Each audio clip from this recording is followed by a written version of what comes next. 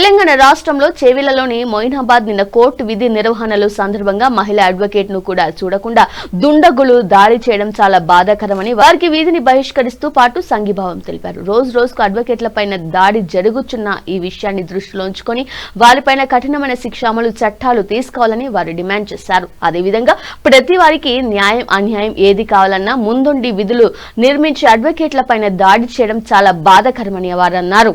ఈ కార్యక్రమంలో bar association సభ్యులు, అడ్వకేట్లు, మహిళా అడ్వకేట్లు వారి సంఘీభావం తెలిపారు. తెలంగాణ రాష్ట్రంలోనే చేవెళ్ల ఒక లేడీ అడ్వకేట్ పై దుండకులు హత్య చేయడం చాలా నేరంగా పరిగణిస్తున్న బార్ అసోసియేషన్ వారు. అదేవిధంగా ఎందుకంటే న్యాయం అన్యాయం దోపిడీ దొంగ ఏదైతే సరే అన్నిటికీ సమానంగా చూసే అడ్వకేట్ పైన ఇటువంటి దాడి చేయడం చాలా శోచనీయ విషయం. ఎందుకంటే ఏదైతే జరిగిన సంఘటనలకు వాడు చేయలేని నేరానికి వాళ్ళు కోర్టు ద్వారా ప్రూవ్ చేసుకునే అధికారం ఉంది. కాకపోతే అటువంటి వాళ్ళనే దుండకులు వచ్చేసి కిరాతంగా హత్య చేయడం చాలా శోచనీయం.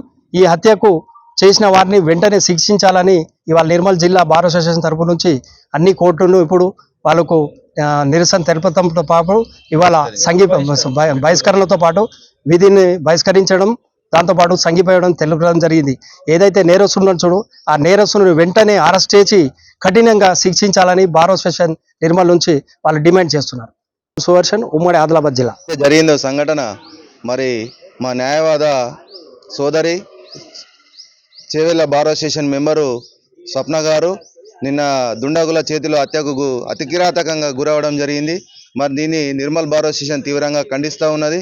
మరి ఏదైతే అడ్వకేటు తన హక్కుల కొరకు మరి ఇతరులకు న్యాయం కల్పించడం కొరకు ఏదైతే ఈ న్యాయవాద వృత్తిని ఎంచుకుంటారో మరి ఈ న్యాయవాద వృత్తి ఇలా దినదిన గండంగా మారుతూ ఉన్నది.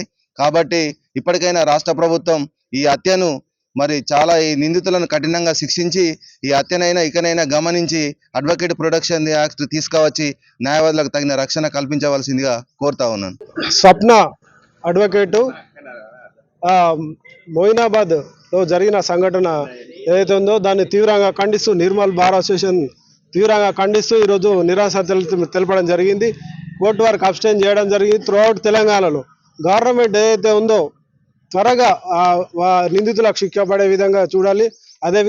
అదేవిధంగా అడ్వకేట్ యాక్ట్ ఏది ప్రొటెక్షన్ యాక్ట్ ఉందో దాని ప్రకారము అడ్వకేట్ అందరికీ రక్షణ చట్టాన్ని త్వరగా అమలు చేయాలని విజ్ఞప్తి చేస్తున్నాం. అంటే మొయినాబాద్ లో మహిళా న్యాయవాది హత్యని ఖండిస్తూ నిర్మల్ బార్ అసోసియేషన్ తరఫున తీవ్రంగా ఖండిస్తున్నాము.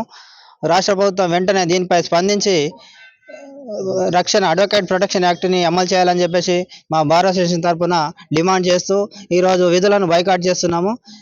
ఈ చట్టాన్ని వెంటనే అమలు చేయకుంటే మా బార్ తరఫున తీవ్రమైన పరిణామాలు ఎదుర్కోవాల్సి ఉంటుందని చెప్పేసి ఈ మా బార్ నుంచి హెచ్చరించడం జరుగుతున్నది.